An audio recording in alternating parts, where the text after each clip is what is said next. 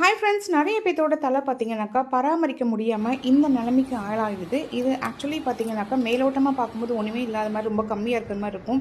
ஆனால் இன்டெப்த்தாக ஸ்கால்ப்லாம் பார்த்தீங்கன்னா ரொம்ப லைஸு, அந்த குட்டி குட்டியாக நிறைய லைஸு, பெரிய லைஸு, நிட்ஸு அந்த மாதிரி எக்கச்சக்கமாக அவங்க வந்து ஸ்கால்ப் டேமேஜ் ஆகி வராங்க.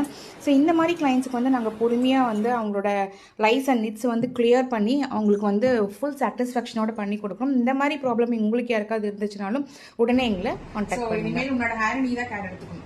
எப்பவுமே வந்து அம்மா பாத்துட்டு இருப்பாங்க, அம்மா செய்ய விடுவாங்க, அம்மா கேர் எடுத்துப்பாங்க அப்படின்னு இருக்கக்கூடாது. நம்மளோட ஹேரை நம்ம தான் கிளீன் பண்ணிக்கணும். ஸோ டெய்லி ஸ்கூல்ல இருந்து வந்தோடனே நீ தான் கிளீன் பண்ணிட்டு உன்னோட ஹேரை அழகா மெயின்டைன் பண்ணணும். இப்ப எப்படி அழகா இருக்கு, தலை சீப்பு கூட உள்ள போக முடியாத அளவுக்கு இருந்தது. இப்ப எவ்வளவு ஜாலியா ஃப்ரீயா ஸ்மூத்தனிங் பண்ண எஃபெக்ட் கொடுத்துருக்கோம். சரியா?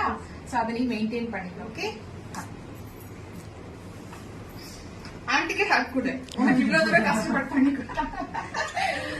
அவ்வளவு நேரம் அழுதுதான் எழுந்து விட்டுருங்க நான் போயிடுன்னு சொல்லாம அவ்வளவு நேரம் உட்காந்து போயிருந்தேன். தலை ஃபுல்லா இன்ஃபெக்ஷன் இருக்கும்போது கண்டிப்பா அந்த பெயின் இருக்கும், நம்மளாலே முடியாதுதான்.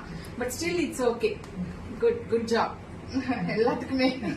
நீங்களும் கூடயே இருந்தா கூட இருந்த அது இதுன்னு இன்டேக் கொடுத்துட்டே இருந்த அவளை கொஞ்சம் பூஸ்டப் பண்ணிட்டே இருந்தீங்க. இனிதாலும் கஷ்டம் தான். ஆமா, அவங்களும் பொறுமையா பண்ணாங்க. ஆமா ஆமா, ரெண்டு பேருமே சேர்ந்து எப்படியும் இன்னைக்கு வந்து கியூர் பண்ணியே ஆகணுங்கிற ஒரு முடிவுல இருந்தோம்.